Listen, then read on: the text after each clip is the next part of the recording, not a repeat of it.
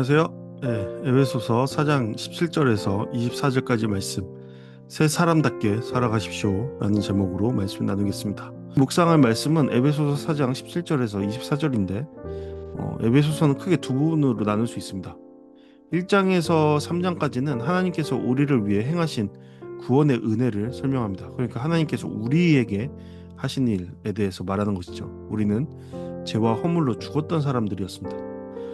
그런 우리를 하나님께서는 그리스도 안에서 살리셨고 하나님의 자녀로 삼으셨습니다.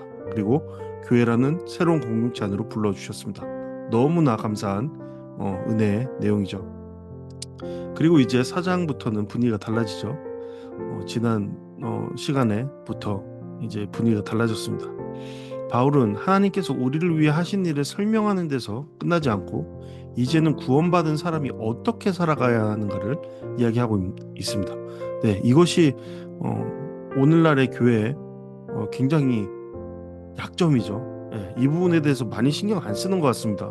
구원받은 사람이 어떻게 살아야 할까?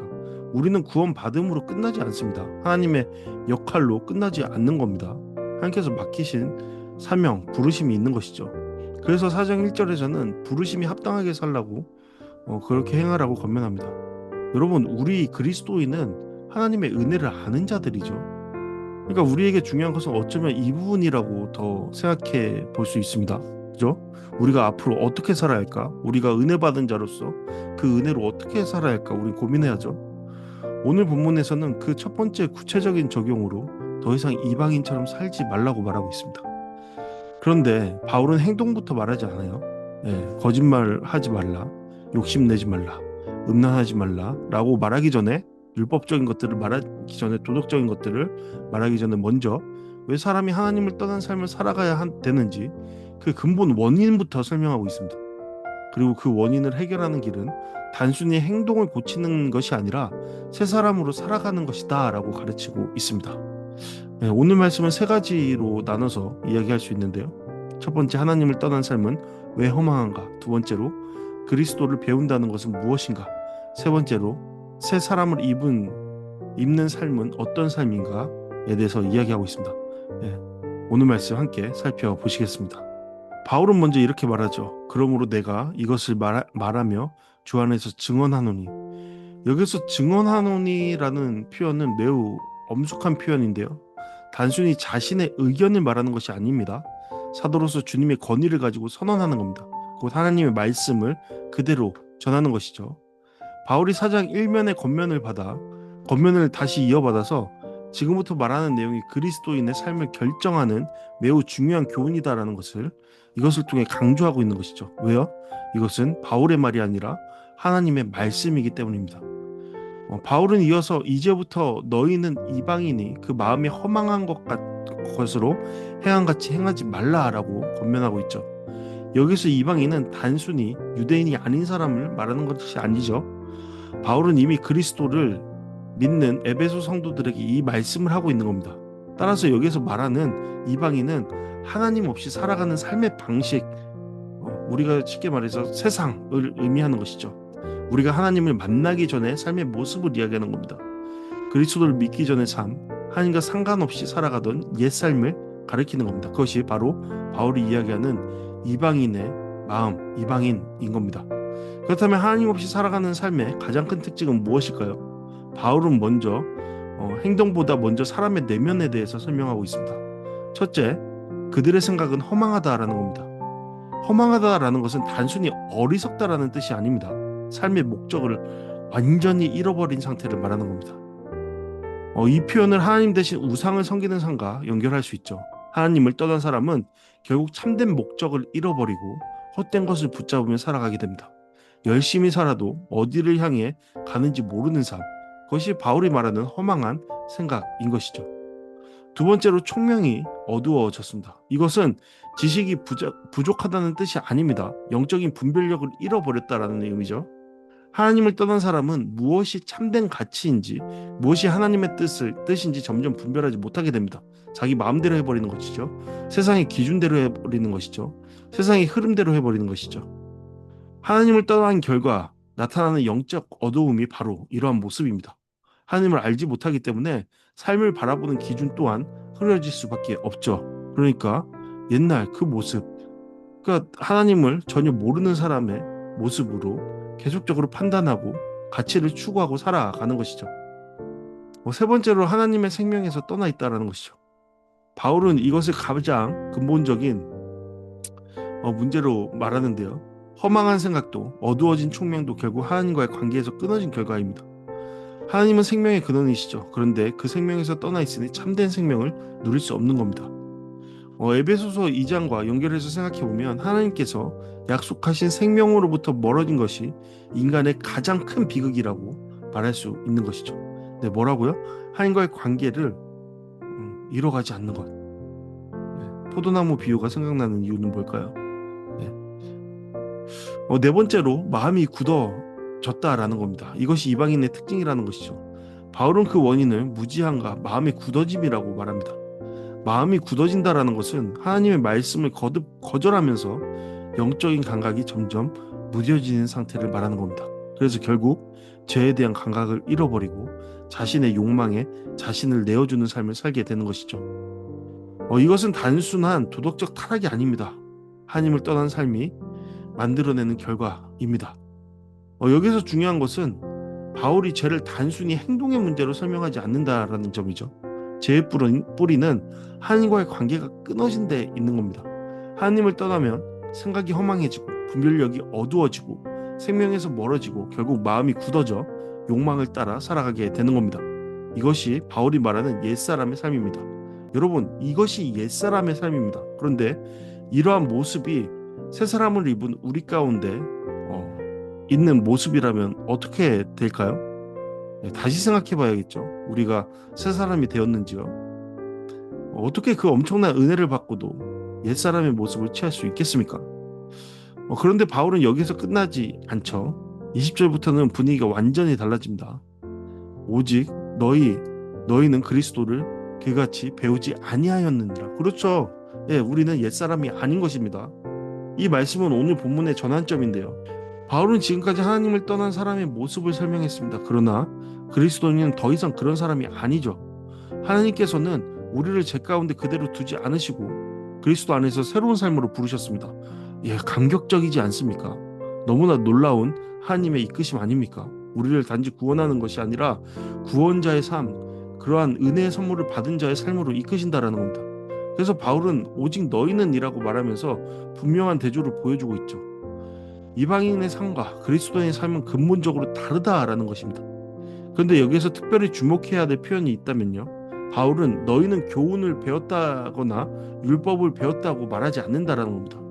그리스도를 배웠다라는 것이죠. 너무 매우 중요한 표현 아니겠습니까? 이 표현은 당시에도 매우 독특한 표현입니다. 일반적으로는 어떤 사람에게 무엇을 배운다고 말하지 사람 자체를 배운다고 표현하지는 않기 때문이죠. 그러나 바울은 의도적으로 그리스도를 배웠다라고 말하고 있는 겁니다. 이것이 신앙의 본질을 잘 보여주는 것이죠. 신앙은 단순히 교리를 배우는 것이 아닙니다. 성경 지식을 쌓는 것도 아닙니다. 것만도 아닙니다. 물론 매우 중요합니다. 하지만 신앙은 살아계신 예수 그리스도를 알아가는 겁니다. 물론 이것을 위해서 교리도 필요하고 지식도 필요합니다. 하지만 그것을 뛰어넘어서 예수 그리스도를 알아가는 삶이 우리에게 요구되는 것, 그것이 신앙이라는 것이죠. 우리는 말씀을 통해 예수님의 뜻을 배우고 삶 속에서 예수님의 성품을 닮아가며 날마다 예수님과 동행하는 사람들이라는 것이죠. 그래서 바울은 이어서 그에게서 듣고 또한 그 안에서 가르침을 받았다라고 말합니다. 매우 중요한 설명.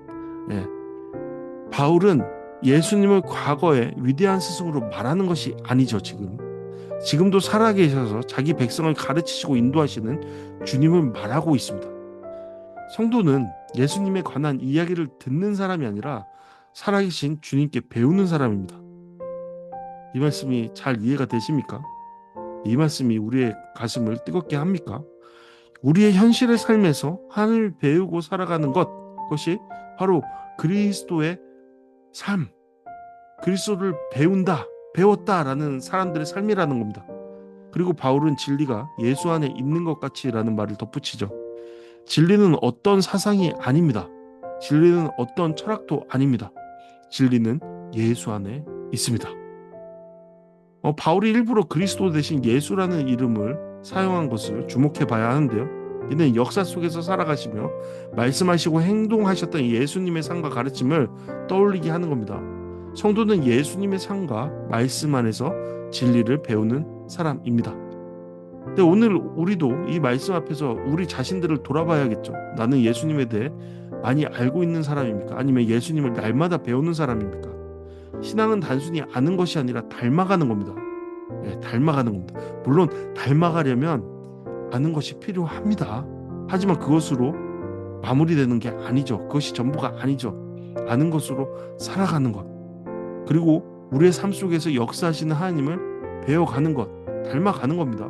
예수님의 마음을 배우고 예수님의 겸손을 배우고 예수님의 순종을 배우는 것이 그리스도를 배우는 삶입니다. 네. 안타깝게도 많은 분들이 이것에 대해 별로 중요하게 여기지 않죠. 하지만 이것이 없다면 우리는 그리스도인의 삶을 살아가고 있지 않다라고 해도 과언이 아닌 것입니다. 이제 바울은 그리스도를 배운 사람이 어떻게 살아가야 하는지를 세 가지로 설명합니다. 첫 번째는 옛사람을 벗는 겁니다. 두 번째는 심령이 새롭게 되는 겁니다. 세 번째는 새 사람을 입는 것입니다. 이 세 가지를 바울이 그리스도인들이 받은 가르침의 핵심으로 바울은 설명하고 있습니다. 마치 낡은 옷을 벗고 새 옷을 입는 것처럼 이전의 삶을 버리고 새로운 삶을 살아가는 것을 말하는 것이죠. 먼저 바울은 옛사람을 벗어버리라고 말하는데요. 옛사람이란 단순히 과거의 나를 의미하지 않습니다. 하나님 없이 살아가던 삶의 방식, 거짓된 욕망을 따라 살던 존재 전체를 말하는 겁니다. 옛사람은 계속해서 썩어가는 존재라고 성경은 말하고 있는데요. 쟤는 사람을 그대로 두지 않습니다. 거짓된 욕망은 사람을 점점 더 부패하게 만들고 결국 파멸로 이끌죠. 그래서 바울은 바로 그러한 삶을 버리라고 권면합니다. 그러나 옛사람을 버리라고 얘기합니다. 다음으로 바울은 오직 너희의 심령이 새롭게 되어라고 말하고 있죠. 여기서 새롭게 되다라는 것은 현재형으로 쓰였습니다. 한 번으로 끝나는 사건이 아니라 계속되는 과정임을 보여주는 것이죠. 성도는 하루아침에 완전해지는 사람이 아닙니다. 성령께서 말씀을 통해 날마다 새롭게 하시는 사람입니다. 쓰러지기도 하고 넘어지기도 하고 멈추기도 하고 퇴보하기도 하고 그러한 과정 속에 하나님께서 깨달음을 주시고 다시 일어서고 그 힘을 통해서 다시 넘어가고 그러면서 하나님을 알아가고 예수 그리스도를 닮아가는 삶, 그 삶을 살아내는 것이죠. 새롭게 되는 삶을 말하는 겁니다. 마지막으로 바울은 새 사람을 입으라고 말하죠. 새 사람은 하나님을 따라 의와 진리의 거룩함으로 창조된 사람입니다. 여기서 창세기에 하나님의 형상이 떠오르죠. 죄로 인해 하나님의 형상이 왜곡되었지만 하나님께서는 그리스도 안에서 우리를 새롭게 창조하셨습니다. 그러므로 그리스도의 삶은 새 사람이 되기 위해 애쓰는 삶이 아니라 하나님께서 새롭게 하신 사람답게 살아가는 삶입니다. 이미 은혜는 주어진 것이죠. 이미 부르심은 받은 것입니다. 이제 그것으로 살아내는 겁니다. 우리의 삶 속에서 하나님의 의와 거룩함이 드러나는 것, 그것이 바로 새 사람의 삶입니다. 그렇다면 우리는 어떻게 지금 그러한 삶을 살아내고 있습니까? 네, 묵상가족이요 함께 하시겠습니다. 네, 첫 번째로 나는 여전히 세상의 가치관과 욕망에 따라 살아가고 있는 부분은 나의 삶 속에 무엇입니까? 하나님보다 더 의지하고 더 붙잡고 있는 것이 있다면 오늘 하나님 앞에 내려놓는 우리가 되었으면 좋겠습니다. 두 번째로 나는 예수님에 대해 알고 있는 사람입니까? 아니면 예수님을 배우며 살아가는 사람입니까? 말씀을 읽고 예배드리는 것이 단순히 지식을 얻는 시간이 아니라 살아계신 주님을 만나고 배우는 시간이 되고 있는지를 돌아봐야 할 겁니다. 그리고 세 번째로 오늘 내가 벗어야 할 옛사람의 모습은 무엇입니까? 그리고 하나님께서 새롭게 하신 사람답게 살기 위해서 오늘 실천할 수 있는 것들은 무엇이죠? 네, 이것에 대해 묵상해보고 적용해보는 우리의 모습 되기를 바랍니다. 네, 오늘 말씀을 통해 함께 기도하시겠습니다. 하나님 없이 살아가던 옛 삶의 방식을 버리게 하시고 세상의 가치관이 아닌 말씀에 따라 주님의 성령에 따라 살아가게 하옵소서. 살아계신 예수 그리스도를 더욱 깊이 알아가게 하시고 갈망하게 하시고 말씀과 성령을 통해 날마다 주님을 배우며 닮아가는 삶을 살게 하여 주시옵소서. 하나님께서 새롭게 창조하신 새 사람답게 살게 하시고 우리의 삶 속에 의와 진리의 거룩함이 나타나 하나님께 영광을 돌리는 삶이 되게 하옵소서. 네, 이러한 기도 제목으로 함께 기도하는 우리 모두 되었으면 좋겠습니다. 네, 기억하십시오. 우리는 새 사람이 되기 위해 살아가는 사람이 아니라 하나님께서 새롭게 하신 새 사람답게 살아가는 사람입니다. 그러한 정체성으로 나가는 우리 모두 되기를 간절히 소망합니다.